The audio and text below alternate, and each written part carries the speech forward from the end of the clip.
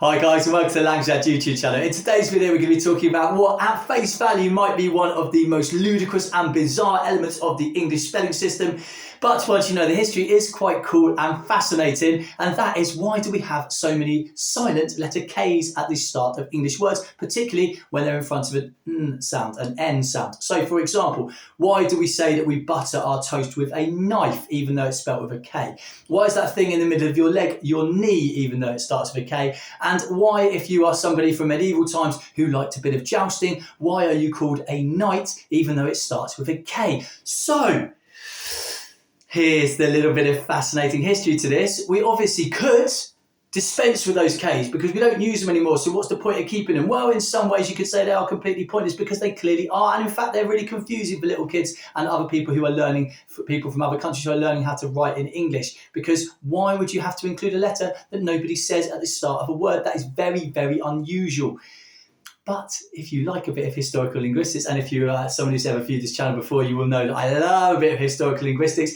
You will find what the reason for this K, this silent K at the start of the word, is utterly fascinating. And that is because every single other Germanic language, he says, I'm not certain about Frisian or in fact Dutch in this respect, but certainly German and the Scandinavian languages, they all still use, listen to this, the K sound at the start of these types of words. So historically, back in the day in Old English, the reason why it is called your knee is because in Old English, the word for your knee was knie.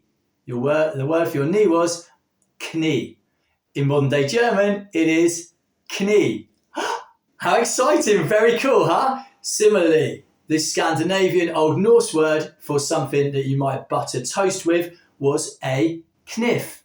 And that became, in Old English, kniff. And that modern day equivalent is obviously knife. Now, at some point in the transition from Old English through to Middle English and into Modern English, that K sound gradually drifted away. It wasn't a sort of a conscious decision, but sounds are always shifting and changing over time.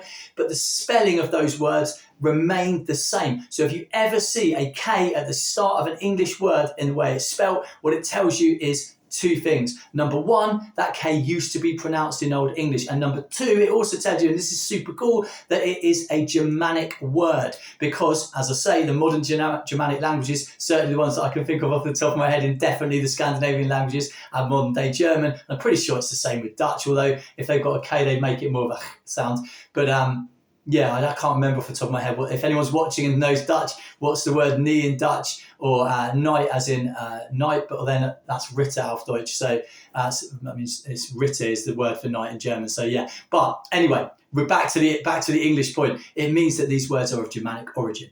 Okay, so that's a pretty cool, pretty short one today. We've got silent letter K. Why do we have it? Well, because it used to be pronounced, and that also, for no extra charge, tells you that this word is of Germanic origin, which is super fascinating, super cool, and super interesting, and all for the price of a silent, unpronounced letter and a bit of confusion with the English spelling system. So on that note, I hope you have a lovely day, and I'll catch you next time for more language-related banter and fun. Ciao for now, adios, au revoir!